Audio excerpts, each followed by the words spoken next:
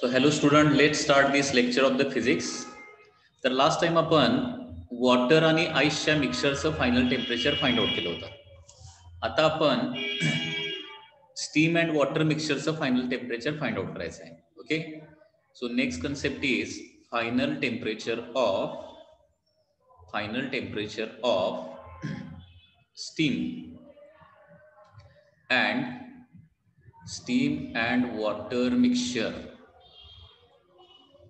steam and water mixture. Concept सिमिलरच आहे. ओके, आता याच्यामध्ये सुरुवातीला प्रॉब्लेम डिफाइन करूया. When steam of mass ms, okay, at TS degree Celsius. Okay, म्हणजे इथं जी स्टीम आहे ती किती मासची आहे? ms मासची आहे and at TS degree Celsius आहे. It is mixed with water.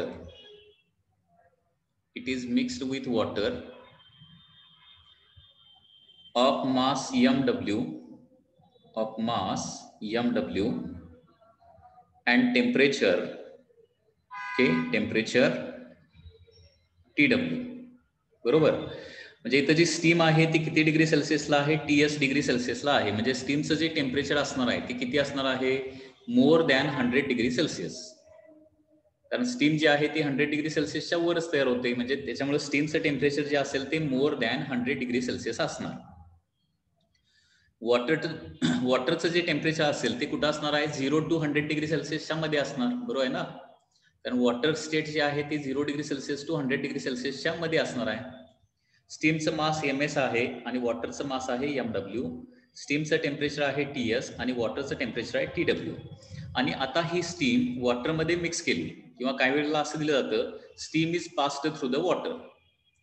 तर एवढी स्टीम त्या वॉटरमधून पास केल्यानंतर तिथं मिक्सचरचं फायनल टेम्परेचर किती होणार आहे हे आपल्याला फाइंड आउट करायचं आहे. आता ज्यावेळी स्टीम आणि वॉटरचं आपण मिक्सचर करणार त्यावेळी हीट गेन कोण करणार आणि हीट लूज कोण करणार? जरा मला सांगा बघूया, कोण हीट गेन करणार आहे आणि कोण हीट लूज करणार आहे?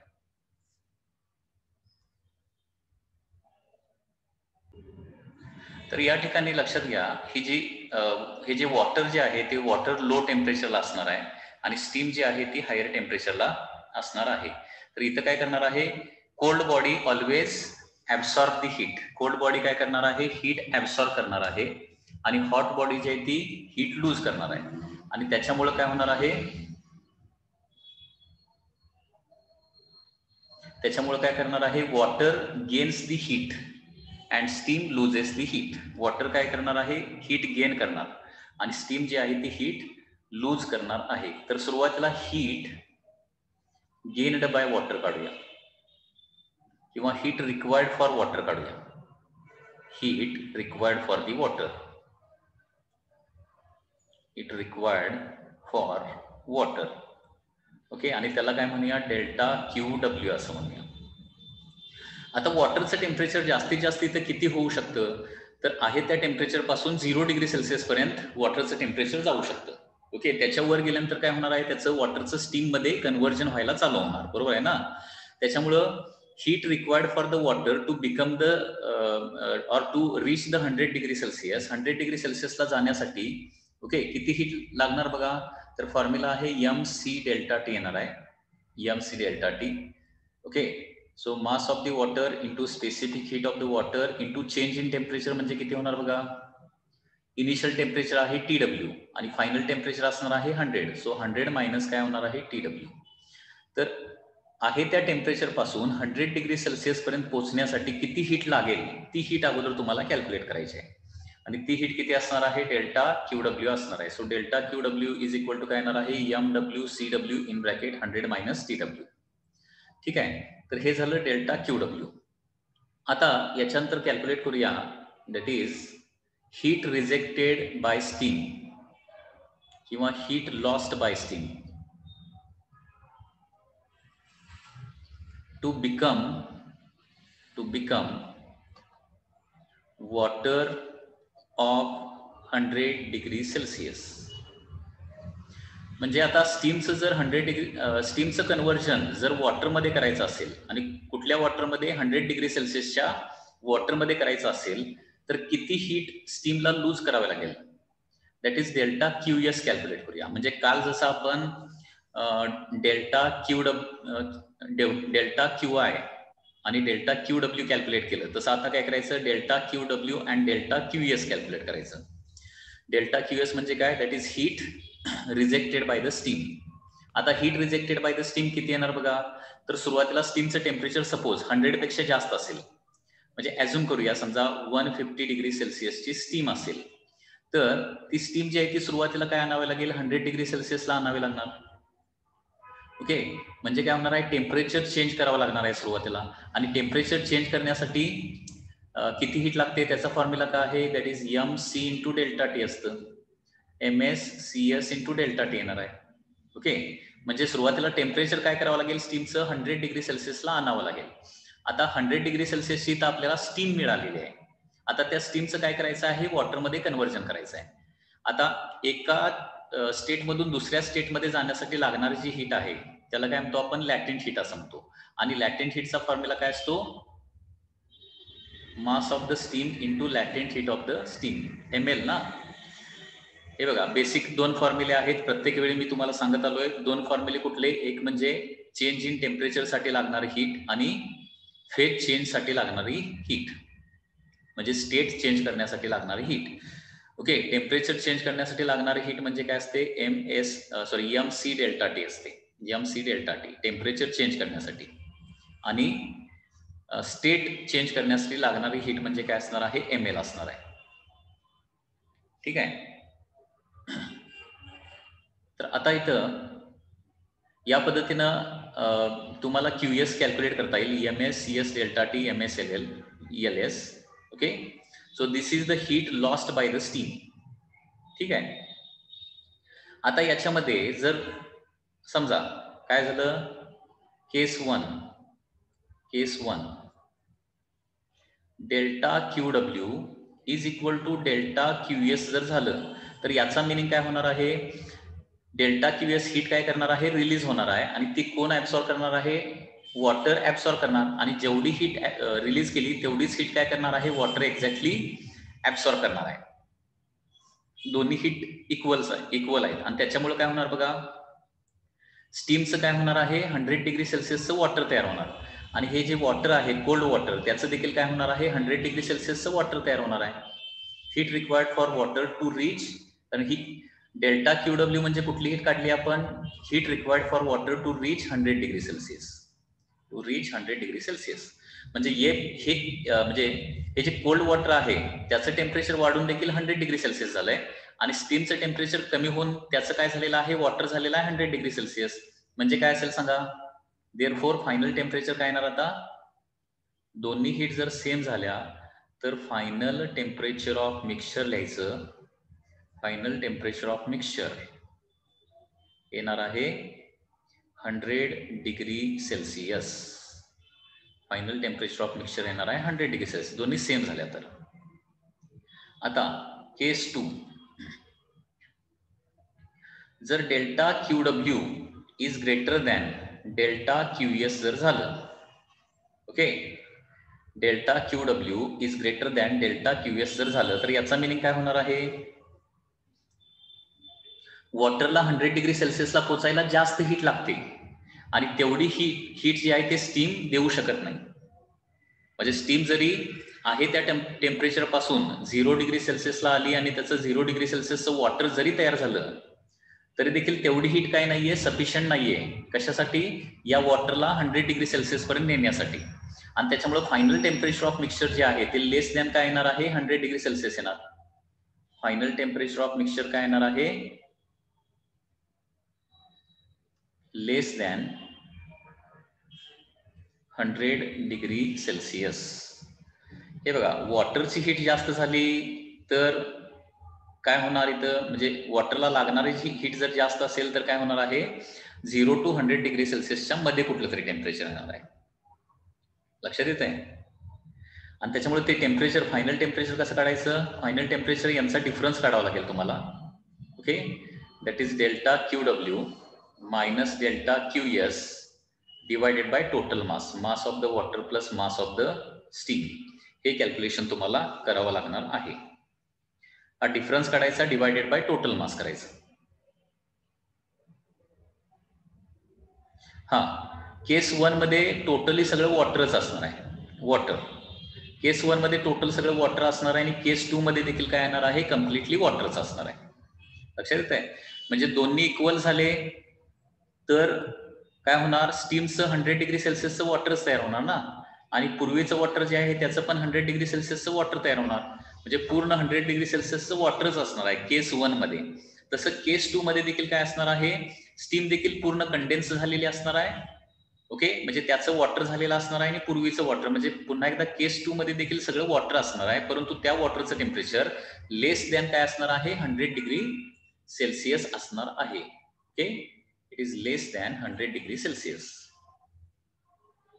आणि आता केस 3, जर delta QS is greater than delta QW असेल, म्हणजे स्टीमची लॅटेंट म्हणजे स्टीम रिलीज करणारी हीट जर जास्त असेल आणि वॉटरला 100 डिग्री सेल्सिअस पर्यंत पोहोचण्यासाठी कमी हीट लागत असेल, तर वॉटर 100 डिग्री सेल्सिअसला जाऊन पोहोचणारच आहे आणि स्टीम 100 डिग्री सेल्सिअसला ऑलरेडी आलेलीच आहे.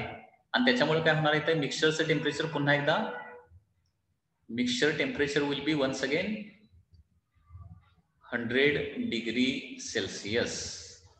मिक्सचरचं टेम्परेचर येणार आहे 100 डिग्री सेल्सिअस. थोडक्यात काय करायचं आहे, कुणाची हीट जास्त आहे बघायचं. आईस आणि वॉटरचा प्रॉब्लेम असेल, आईस आणि वॉटरचा, तर आईसची हीट जास्त असेल ना तर 0 डिग्री सेल्सिअस टेम्परेचर लिहायचं डायरेक्टली. वॉटरची हीट जास्त असेल तर काय होणार, 0च्या थोडंसं वर तयार होणार. ठीक आहे, कुठलं, आईस वॉटर केसमध्ये. आणि स्टीम वॉटर केसमध्ये स्टीमची हीट जास्त असेल तर काय करायचं, टेम्परेचर स्टीमच्या साईडला असणार, म्हणजे कुठं 100 डिग्री सेल्सिअस. आणि वॉटरची हीट जर जास्त असेल ना तर ते टेम्परेचर 0 to 100च्या मध्ये असणार आहे. म्हणजे सॉरी, 0 to 100 म्हणण्यापेक्षा वॉटरचं जे दिलेलं इनिशियल टेम्परेचर आहे त्या टेम्परेचर पासून 100 डिग्री सेल्सिअस पर्यंत, म्हणजे लेस दॅन 100 असणार आहे. Very simple logic. ओके, ज्या साईडची हीट जास्त असेल त्या साईडला फायनल टेम्परेचर येणार आहे. पुन्हा एकदा लॉजिक सांगतोय, तुम्ही तिन्ही गोष्टी कॅल्क्युलेट करू शकताय. QI कॅल्क्युलेट करू शकताय, बरोबर, QW कॅल्क्युलेट करू शकताय, बरोबर, आणि QS देखील कॅल्क्युलेट करू शकताय. तिन्ही गोष्टी कॅल्क्युलेट करू शकताय. QI जास्त असेल तर 0 डिग्री सेल्सिअस लिहायचं, लक्षात घ्या. ठीक आहे, QW जास्त असेल तर 0च्या थोडंसं वर टेम्परेचर असणार आहे. ठीक आहे, आणि समजा वॉटर आणि स्टीमचं मिक्सचर आहे, वॉटर आणि स्टीमचं मिक्सचर, तर जर QS जास्त असेल म्हणजे स्टीमची हीट जास्त असेल तर काय येणार, टेम्परेचर 100 डिग्री सेल्सिअस लिहायचं. ठीक आहे, आणि जर QW जास्त असेल ना तर काय करायचं, 100 पेक्षा थोडंसं कमी टेम्परेचर येणार आहे.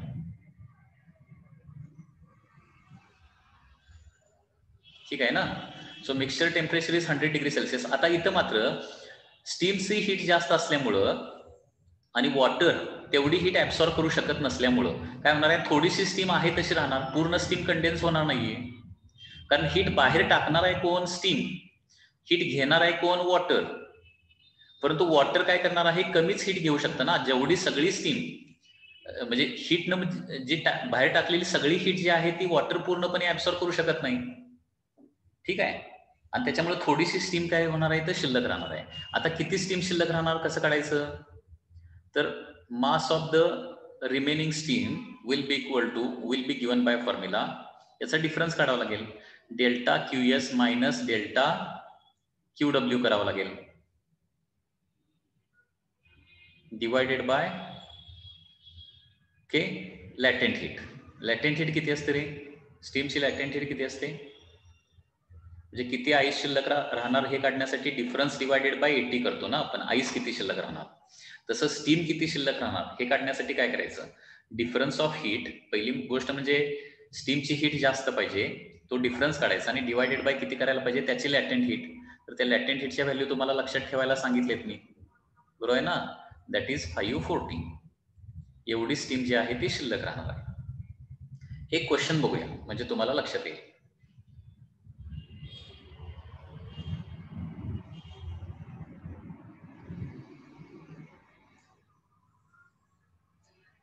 Question is like this. 5 grams of water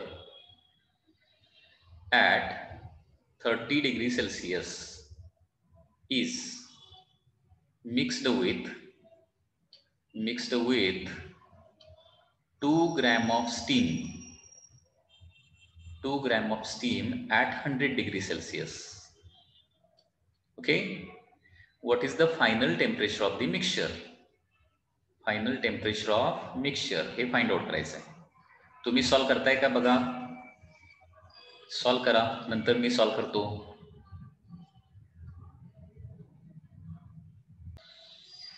हे बघा, सुरुवातीला काय करायचं, delta Q W find out करायचं आहे. डेल्टा क्यू डब्ल्यू म्हणजे काय, वॉटर काय होणार आहे, 30 डिग्री सेल्सिअस पासून त्याचं टेम्परेचर वाढायला लागणार ना, आणि 30 पासून मॅक्सिमम किती डिग्री सेल्सिअसला जाऊ शकतं, ते 100 डिग्री सेल्सिअसला जाऊ शकतं. त्याच्या वर काय जाणार नाही, त्याच्या वर गेलं तर त्याचं स्टीम मध्ये कन्व्हर्जन होणार आहे. ठीक आहे, तर वॉटर जे आहे ते 30 पासून 100 डिग्री सेल्सिअस पर्यंत जाऊ शकतं. मग टेम्परेचर चेंज साठी लागणारा जो हीटचा फॉर्म्युला आहे तो काय आहे, एम सी डेल्टा टी असा फॉर्म्युला आहे. Okay, so mass of water आहे 5 ग्रॅम, स्पेसिफिक हीट आहे 1, आणि चेंज इन टेम्परेचर किती होणार आहे 70. सो 350 कॅलरी एवढी हीट काय होणार आहे, वॉटरला लागणार आहे. कशासाठी, 30 डिग्री पासून 100 डिग्री सेल्सिअसला जाण्यासाठी. वॉटरला किती हीट लागणार आहे, 30 पासून 100 पर्यंत जाण्यासाठी 350 कॅलरी एवढी हीट लागणार. ओके, हे तर लक्षात आलेलं असेल. त्याच्यानंतर स्टीमला, आता स्टीम जी आहे ती 100 डिग्री सेल्सिअसला आहे. डायरेक्टली काय होऊ शकतं, स्टीमचं कंडेन्सेशन म्हणजे फेज चेंजेस फक्त होऊ शकतो. समजा इथं 120 डिग्री सेल्सिअसची स्टीम दिली असती तर काय केलं असतं, आपण 120 पासून 100 ला आणलं असतं आणि 100 पासून लॅटेंट हीट वापरली असती. तर डायरेक्टली 100 लाच आहे, त्याच्यामुळे इथं फॉर्म्युला फक्त एम इंटू एल येणार आहे. Okay, mass of the steam into latent heat of the steam. Mass of the steam आहे 2 ग्रॅम अँड लॅटेंट हीट आहे 540 कॅलरी. लॅटेंट हीट माहिती पाहिजे, पाठ करून ठेवा. स्टीमचे लॅटेंट हीट असते 540. लॅटेंट हीट म्हणजे लक्षात आलं ना, म्हणजे स्टीमला पूर्णपणे म्हणजे गॅसियस स्टेटमधून लिक्विड स्टेटमध्ये म्हणजे वॉटर स्टेटमध्ये याला 540 कॅलरी ऑफ हीट बाहेर द्यावी लागते. ओके, तरच 100 डिग्री सेल्सिअसच्या स्टीमचं काय होणार आहे, 100 डिग्री सेल्सिअसच्या वॉटरमध्ये, म्हणजे टेम्परेचर इथं चेंज होणार नाहीये, लक्षात घ्या. 100 डिग्री सेल्सिअसच्या स्टीमचं 100 डिग्री सेल्सिअसच्या वॉटरमध्ये कन्व्हर्जन होणार, आणि त्याच्यासाठी टेम्परेचर न चेंज होता त्याच्यासाठी किती हीट ती बाहेर टाकणार आहे, पर ग्रॅम 540. एका ग्रॅमला 540. इथं 2 ग्रॅम ऑफ स्टीम आहे, म्हणजे स्टीम किती हीट बाहेर टाकू शकतं, दॅट इज 1080 कॅलरी. ठीक आहे, म्हणजे आता ह्या 1080 मधलं काय करणार आहे, वॉटर काय करणार, 350 कॅलरी फक्त काढून घेणार ना, कारण वॉटरला 100 डिग्री सेल्सिअस पर्यंत फक्त पोहोचायचं आहे, त्याच्यावर काय जायची गरज नाही, कारण त्याच्यावर स्टीमच तयार होणार ना. मग 1080 मधलं 350 काय करणार, वॉटर हीट काढून घेणार. ठीक आहे, आणि ते 100 डिग्री सेल्सिअसला पोहोचणार, आणि फायनली सगळ्या मिक्सचरचं टेम्परेचर काय होणार आहे, 100, कारण वॉटरचं टेम्परेचर पण 100 झालं, स्टीमचं टेम्परेचर ऑलरेडी 100 आहेच. ओके, त्याच्यामुळे फायनल मिक्सचरचं टेम्परेचर किती होणार, 100च होणार आहे, कारण दोन बॉडी एकाच टेम्परेचरला आल्या की तिथून पुढे हीट ट्रान्सफर बंद होतो. ओके, हीट ट्रान्सफर कधीपर्यंत होत जातो, एखादी बॉडी हीट गेन किंवा लूज कधी करते, ज्यावेळी दोन बॉडीच्या टेम्परेचरमध्ये डिफरन्स असेल तरच. आता इथे डिफरन्स ऑफ टेम्परेचर राहणारच नाही ना, म्हणजे क्यूएस मधली स्टीम टोटल हीट किती बाहेर टाकू शकते, 1080, त्याच्यातली वॉटर किती घेणार, 350 कॅलरी घेणार, आणि वॉटरचं कन्व्हर्जन काय होणार आहे, 30 डिग्री सेल्सिअस पासून 100 डिग्री सेल्सिअस पर्यंत टेम्परेचर वाढत चालू आहे. सो तुम्हाला मी सांगितलंय, जर delta QS is greater than delta Q W असेल तर काय घ्यायचं, final temperature of mixture. Final temperature of mixture काय करायचं, 100 डिग्री सेल्सिअस लिहायचं आहे. आता पुन्हा एकदा याच्यामध्ये मग स्टीम काय करणार आहे, 350 कॅलरी स्टीम मधली आपण काढून घेणार ना, त्याच्यामुळे काही स्टीमचं काय होणार आहे, वॉटरमध्ये कन्व्हर्जन होणार आहे, कंडेन्सेशन होणार आहे. मग किती स्टीम शिल्लक राहिलेली असणार आहे, mass of the steam is equal to दोघांचा डिफरन्स, म्हणजे 1080 मायनस 350 डिवायडेड बाय काय करायचं असतं, 540 करायचं असतं ना, म्हणजे काय होणार आहे, 037 divided by 540, 730 divided by 540.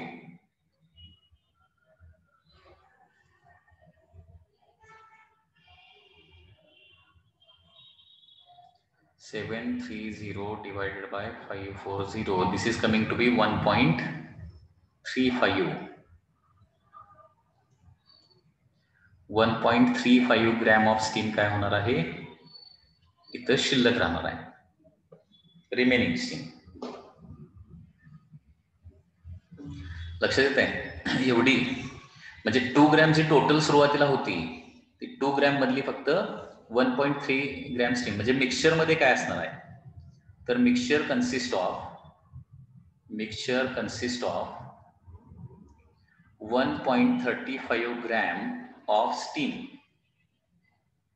1.35 gram of steam and remaining water, म्हणजे 5 ग्रॅम पूर्वीचं वॉटर प्लस स्टीम कंडेन्स झालेलं वॉटर. ओके, म्हणजे टोटल किती होतं, 5 + 2 7 होतं. 7 मधलं 1.35 डायरेक्टली आपण असं करू शकतो. टोटल बघा 5 ग्रॅम ऑफ वॉटर आणि 2 ग्रॅम ऑफ स्टीम, म्हणजे टोटल मास किती आहे मिक्सचर मध्ये 7 ग्रॅम आहे. आणि 7 ग्रॅम मधलं 1.35 ग्रॅम काय राहणार आहे, स्टीम शिल्लक राहणार आहे. म्हणजे मास ऑफ वॉटर काय असणार आहे, अँड वॉटर ऑफ 7 - 1.35 म्हणजे किती होणार, 5.65 ग्रॅम वॉटर तयार होणार मिक्सचर मध्ये. लक्षात आलं का बघा,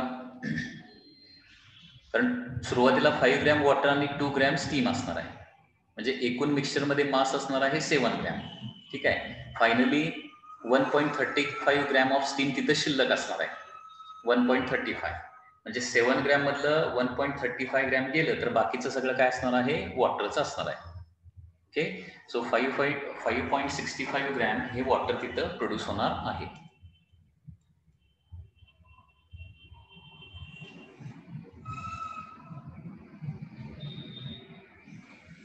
Okay, so in this way you can do the calculation.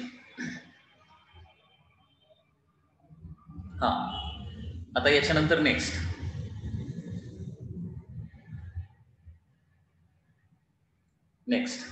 बघा, नेक्स्ट प्रॉब्लेम आहे, नेक्स्ट केस आहे, that is mixture of ice and steam. Mixture of ice and steam, mixture of ice and steam करायचं आहे. आता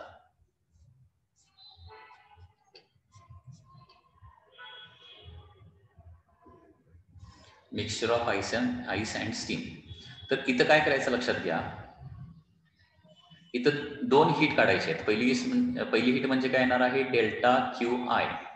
डेल्टा क्यू आय म्हणजे काय होणार आहे, थोडक्यात हीट रिक्वायर्ड फॉर आईस काढायचं. म्हणजे इथं काय करणार आहे, हीट ऍब्सॉर्ब कोण करणार आहे, आईस, आणि हीट लूज करून करणार आहे स्टीम. तर हीट ऍब्सॉर्ब्ड बाय आईस म्हणजेच, ओके, म्हणजे काय होणार आहे, समजा 0 डिग्री सेल्सिअसचा आईस असेल, 0 डिग्री सेल्सिअसचा, तर 0 डिग्री सेल्सिअसच्या आईसचं सुरुवातीला 0 डिग्री सेल्सिअसच्या वॉटरमध्ये कन्व्हर्जन करावं लागेल. किंवा समजा आईसचं टेम्परेचर काय आहे, 0 पेक्षा पण कमी आहे, 0 पेक्षा पण कमी आहे, तर सुरुवातीला काय करावं लागेल, ते टेम्परेचर वाढवत न्यावं लागेल. एक मिनिट, इथं सगळ्या टर्म्स अगोदर लिहितो. टर्म्स MI म्हणजे काय असणार आहे, mass of the ice. MI is the mass of ice. ठीक आहे, त्याच्यानंतर -TI म्हणजे काय, टेम्परेचर ऑफ दी आईस. म्हणजे आईसचं टेम्परेचर एकतर 0 असणार किंवा 0 पेक्षा खाली असणार आहे. ठीक आहे, त्याच्यानंतर लॅटेंट हीट तर आपल्याला माहितीच आहे, लॅटेंट हीट ऑफ आईस म्हणजे LI असणार आहे. त्याच्यानंतर MS is the mass of the steam.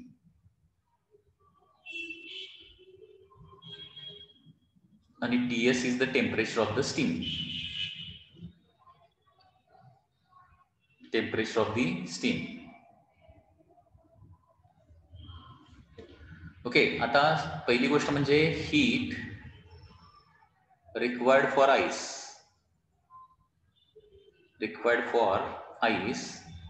To reach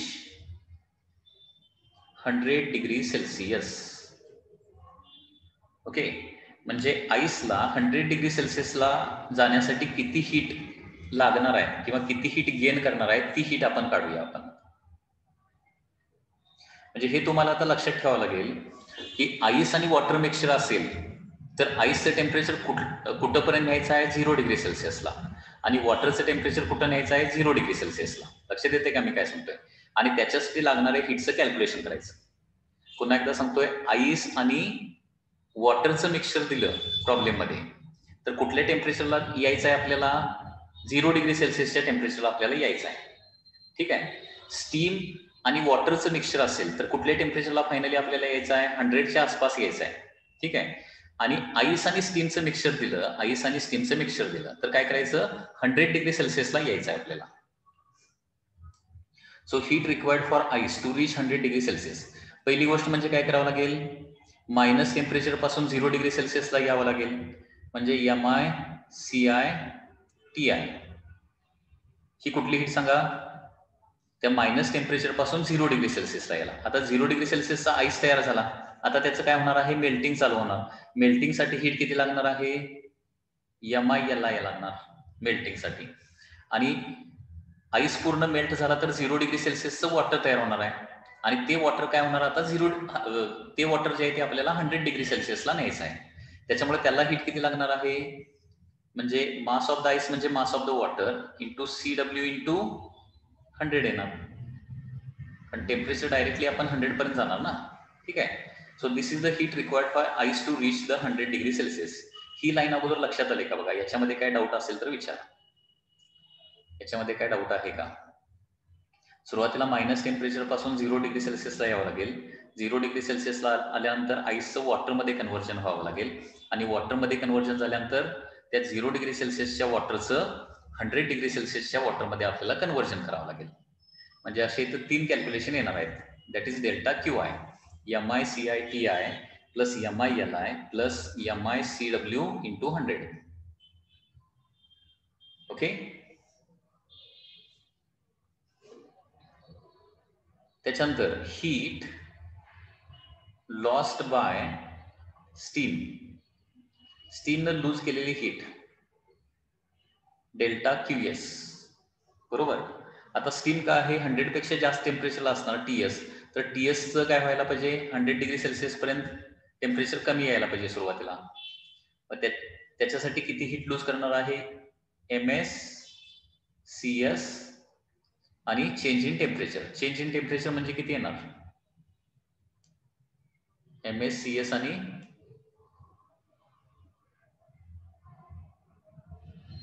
delta T.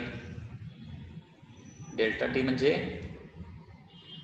ते जे दिलेलं टेम्परेचर जे काय असेल TS मायनस 100 आणि प्लस आता काय होणार आहे? स्टीमचं वॉटरमध्ये कन्व्हर्जन होण्यासाठी बाहेर टाकावी लागणारी हीट.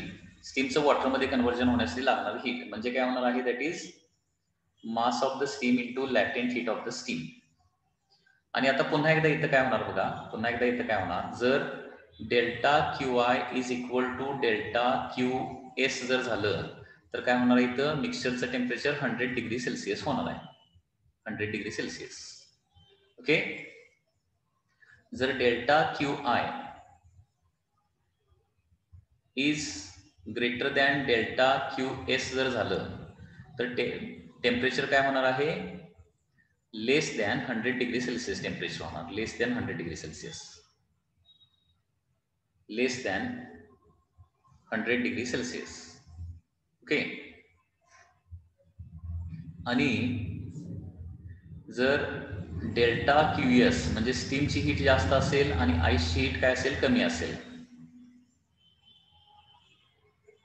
डेल्टा QI जर कमी असेल तर काय होणार आहे?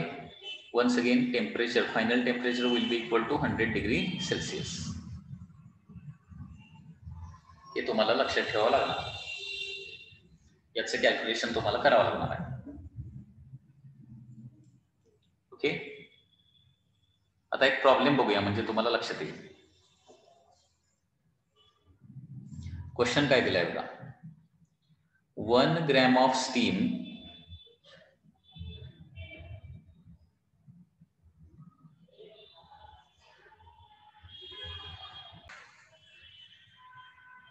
हे बघा डेल्टा क्यू आय जर जास्त असेल आणि डेल्टा क्यू एस कमी असेल तर याचा मिनिंग काय होणार, स्टीम पूर्णपणे कंडेन्स होणार आहे आणि स्टीम कंडेन्स झाल्यामुळे त्याचं टेम्परेचर काय होणार, 100 पासून खाली येऊ शकतं. आता 100 पासून खाली किती येणार, म्हणजे एक्झॅक्टली 0 होणार का ते बघण्यासाठी आपल्याला ते व्हॅल्यूजच फक्त डायरेक्टली बघावे लागतील. तोपर्यंत आपण काय सांगू शकणार नाही. ओके, तोपर्यंत काय सांगू शकणार नाही 100, कारण स्टीमची हीट कमी म्हणजे ती स्टीम पूर्णपणे कंडेन्स होणार. कंडेन्स होणार म्हणजे 100 डिग्री सेल्सिअसला पोहोचणार आणि त्याच्या खाली टेम्परेचर परत येणार थोडस. The temperature will be less than 100.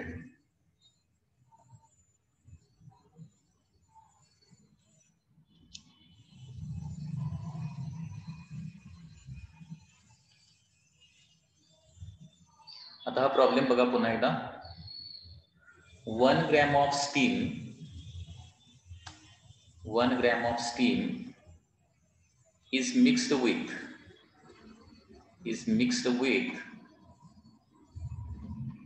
1 gram of ice.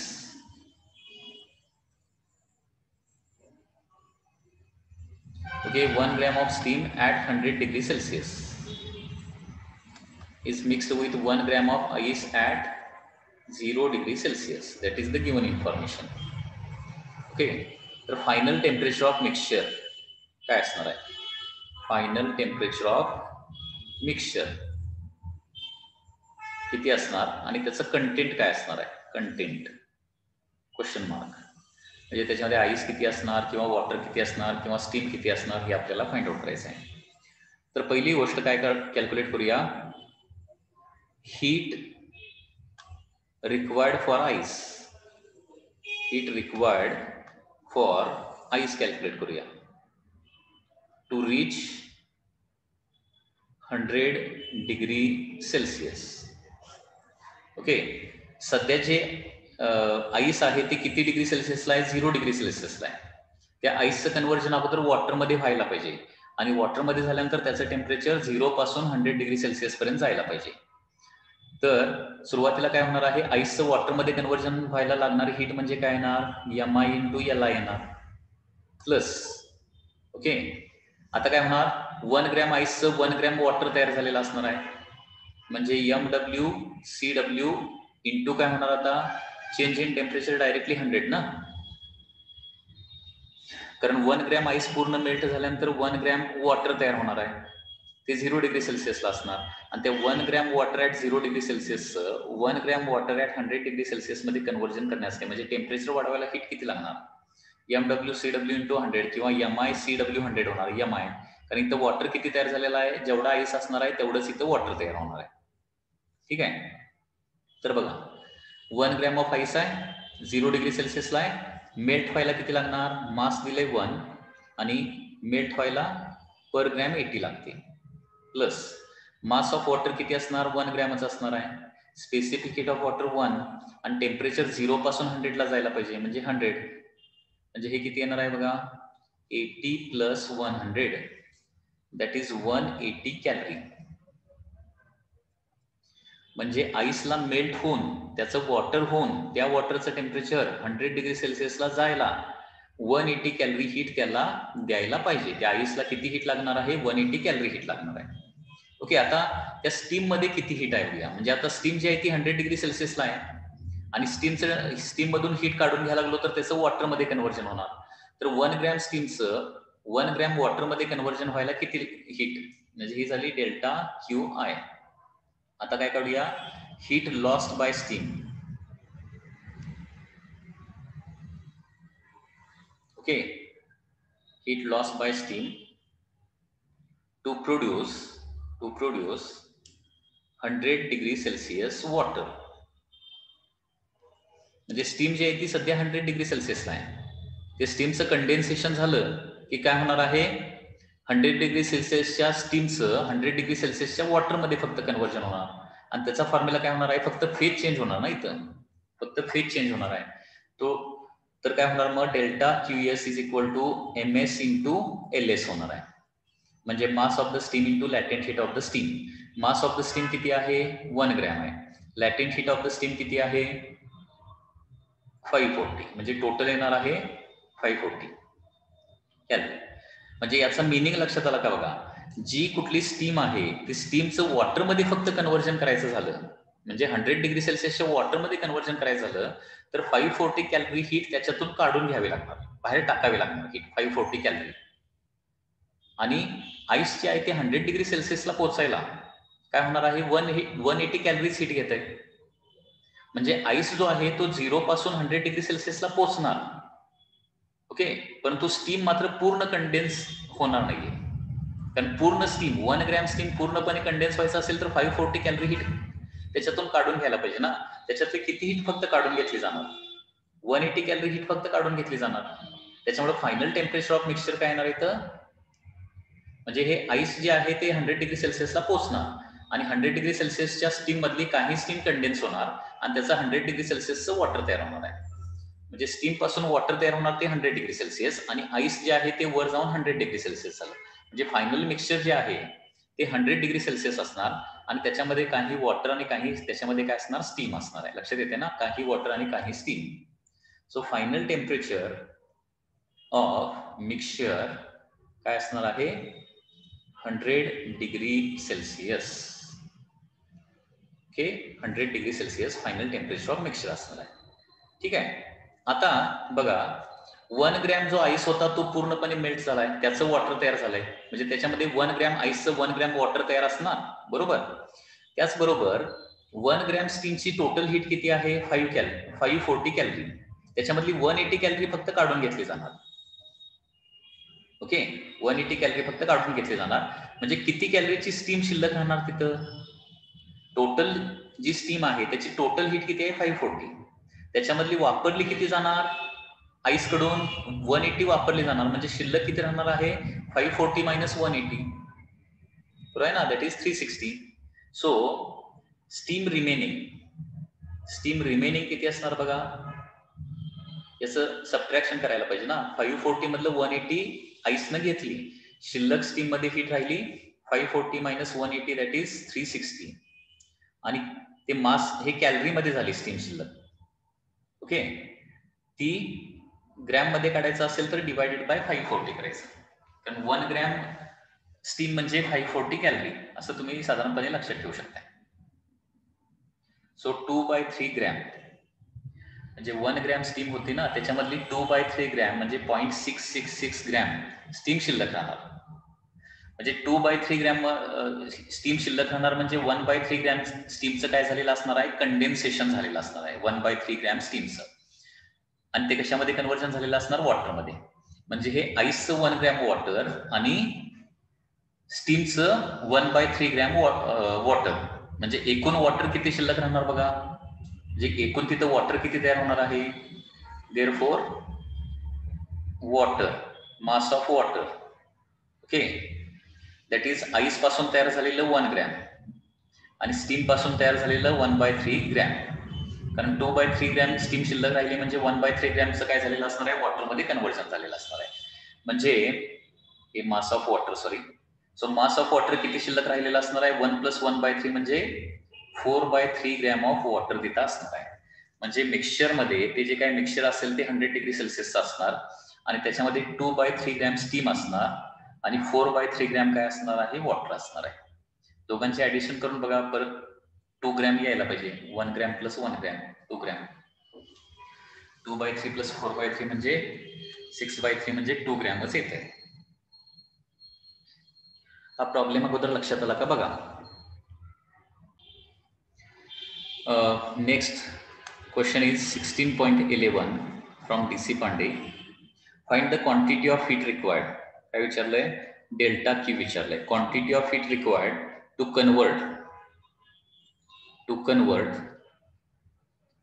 Convert 40 gram of ice, 40 gram of ice at -20 degree Celsius, -20 degree Celsius into water at 20 degree Celsius. Given that latent heat of ice दिलेली आहे 0.336 into 10⁶ joule per kg. आणि specific heat of ice दिलेली आहे 2100 joule per KG kelvin. ठीक आहे. आणि specific heat of water दिलेले आहे 4200 joule per KG per kelvin. ठीक आहे. आता हे बघा 40 ग्रॅम ऑफ आईस -20 डिग्री सेल्सिअसला आईस आहे, त्याचं 20 डिग्री सेल्सिअसच्या वॉटरमध्ये कन्व्हर्जन होणार आहे. आता पहिली गोष्ट म्हणजे काय होणार बघा, इथं कन्व्हर्जन कसं होणार step by step. -20 degree Celsius पासून आपल्याला 0 डिग्री सेल्सिअसच्या आईस पर्यंत जावं लागेल. बरोबर आहे ना. हे बघा टोटल हीट किती लागणार असं विचारलंय. किती सिंपल क्वेश्चन आहे बघा. -20 डिग्री सेल्सिअस आईसचं कन्व्हर्जन कशामध्ये होणार आहे, 0 डिग्री सेल्सिअसच्या आईसमध्ये अगोदर कन्व्हर्जन करायला पाहिजे. त्याच्यानंतर 0 डिग्री सेल्सिअसच्या आईसचं 0 डिग्री सेल्सिअसच्या वॉटरमध्ये कन्व्हर्जन करायला पाहिजे. ओके. आणि त्याच्यानंतर 0 डिग्री सेल्सिअसच्या वॉटरचं 20 डिग्री सेल्सिअसच्या वॉटरमध्ये कन्व्हर्जन होणार. तर या पद्धतीनं काय होणार आहे, हे कन्व्हर्जन होणार आहे. ओके. तर इथं किती दिलाय, 40 ग्रॅम ऑफ आईस दिलाय. बरोबर आहे ना. 40 ग्रॅम ऑफ आईस किती डिग्री सेल्सिअसला आहे बघा, लक्षात आलं का बघा कसं कन्व्हर्जन होणार. 40 ग्रॅम ऑफ आईस -20 डिग्री सेल्सिअसला आहे, तर -20 डिग्री सेल्सिअसच्या आईसचा अगोदर काय करावं लागेल, 0 डिग्री सेल्सिअसच्या आईसमध्ये कन्व्हर्जन करावं लागेल. त्याच्यानंतर 0 डिग्री सेल्सिअसच्या आईसचं 0 डिग्री सेल्सिअसच्या वॉटरमध्ये कन्व्हर्जन करावं लागेल. आणि 0 डिग्री सेल्सिअसच्या वॉटरचं मग फायनली 20 डिग्री सेल्सिअसच्या वॉटरमध्ये कन्व्हर्जन करावं लागेल. आता इथं जी हीट असणार आहे त्याला काय म्हणणार आपण, इथली जी हीट आहे पहिली हीट, ती टेम्परेचर राईज करण्यासाठी लागणारी हीट डेल्टा Q1. त्याच्यानंतर ही कुठली असणार आहे, 0 डिग्री सेल्सिअसच्या आईसचं 0 डिग्री सेल्सिअसच्या वॉटरमध्ये कन्व्हर्जन करायचं आहे. म्हणजे ही कुठली असणार आहे, डेल्टा Q2 म्हणजे लॅटेंट हीटचा पार्ट येणार. आणि परत काय होणार आहे, डेल्टा Q3 म्हणजे परत टेम्परेचर चेंजसाठी लागणार हीट. म्हणजे टोटल हीट किती लागणार आहे, delta Q is equal to delta Q1 plus delta Q2 plus delta Q3. हे कॅलरीमध्ये केलं तर जास्त सोपं पडतंय कॅलरीमध्ये, परंतु कॅलरीमध्ये इथं व्हॅल्यू दिलेल्या नाहीयेत. त्याच्यामुळे जे युनिट दिलेलं आहे त्या पद्धतीने आपल्याला कॅल्क्युलेशन करावं लागणार आहे. आता डेल्टा Q1 म्हणजे काय, टेम्परेचर चेंजसाठी लागणारी हीट. टेम्परेचर चेंजसाठी लागणारी हीट काय असते, MC डेल्टा T असते ना. म्हणजे mass of ice, specific heat ice into change in temperature of the ice, plus पुढची हीट कुठली, कन्व्हर्जन म्हणजे स्टेट चेंज साठी लागणारी हीट. स्टेट चेंजला लागणारी हीट म्हणजे MI इंटू LI. आणि त्याच्यानंतर 0 डिग्री सेल्सिअसच्या वॉटरचं 20 डिग्री सेल्सिअसच्या वॉटरमध्ये कन्व्हर्जन, म्हणजे त्याच्यासाठी काय लागणार आहे, MW CW डेल्टा TW. आता या सगळ्या व्हॅल्यूज लिहूया आपण. मास ऑफ आईस किती आहे, 40 ग्रॅम आहे. आता इथं सगळ्या ज्या व्हॅल्यू आहेत ना ते SI सिस्टीम मध्ये आहेत बघा. लॅटेंट हीट पण joule per KG, specific heat joule per KG, SI system मध्ये सगळ्या व्हॅल्यू आहेत. त्याच्यामुळे मास देखील घेताना आपल्याला SI सिस्टीम मध्ये घ्यावा लागेल. ओके. म्हणजे इथं सगळं कॅल्क्युलेशन कसं होणार होता, 40 ग्रॅम दिलंय, 40 × 10⁻³ स्पेसिफिक हीट ऑफ आईस किती दिले, 2100 दिले. आणि change in temperature of ice किती होणार आहे, 20. ओके. तर -20 पासून 0 डिग्री सेल्सिअसला आणायचं आहे. चला. त्याच्यानंतर प्लस आता काय होणार, 0 डिग्री सेल्सिअसच्या आईसचं 0 डिग्री सेल्सिअसच्या वॉटरमध्ये कन्व्हर्जन. ओके. त्याचा फॉर्म्युला काय असतो, MI/LI. Mass of the ice किती आहे, 40 आहे. आणि लॅटेंट हीट ऑफ आईस किती दिली आहे बघा. ओके. आता हे 40 × 10⁻³ लिहावं लागेल. किंवा बेस्ट वे काय करूया, M कॉमन काढूया, मास ऑफ द आईस कॉमन काढूया. जे ब्रॅकेटमध्ये राहील CI delta TI plus LI plus CW delta TW. आता इथं मास ऑफ वॉटर जेवढा असणार तेवढंच मास ऑफ आईस असणार ना, कारण त्या आईसचं कन्व्हर्जन होऊनच वॉटर इथं तयार झालेलं आहे. सो मास ऑफ आईस आहे 14 × 10⁻³ in bracket specific heat of ice आहे 2100 इंटू चेंज इन टेम्परेचर 20 होणार आहे, प्लस लॅटेंट हीट ऑफ आईस किती आहे बघा,